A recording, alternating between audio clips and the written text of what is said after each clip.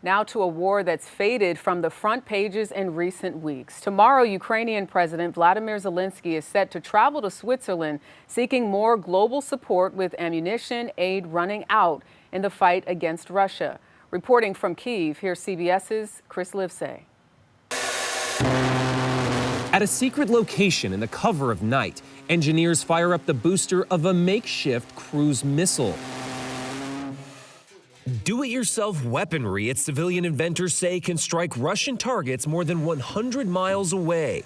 So it's very lightweight, easy to assemble, and a key feature, extremely cheap, between $2,000 and $10,000 to produce, compared to $10,000 to $100,000 if they were to buy it retail. Desperate bargains Ukraine is now forced to make as U.S. funding dries up. Since Russia's full-scale invasion nearly 2 years ago, the U.S. has provided more than $40 billion in military aid to Ukraine, used to astonishing effect, repelling one of the largest armies in the world. But in recent months, Ukraine has been struggling, thanks in part to Russia's deep supply of munitions from North Korea and attack drones from Iran. Russian attacks are killing civilians every day, says Ukrainian lawmaker Oleksandra Ustinova. Can Ukraine make it without U.S. military aid? President Zelenskyy was very clear when he said it to President Biden, if there is no support coming from the United States, we're done.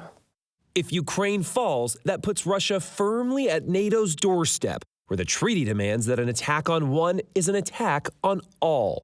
Which means that the United States would have to step in the war. And it would not mean less than 1% of the budget. That would mean trillions of dollars and your boots on the ground.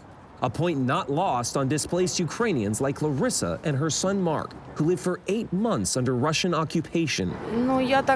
If Americans don't pay with their tax dollars for Ukraine to fight against the Russian invasion, she says, they will eventually have to pay with their lives like we are. Chris Livesay, CBS News, Kyiv.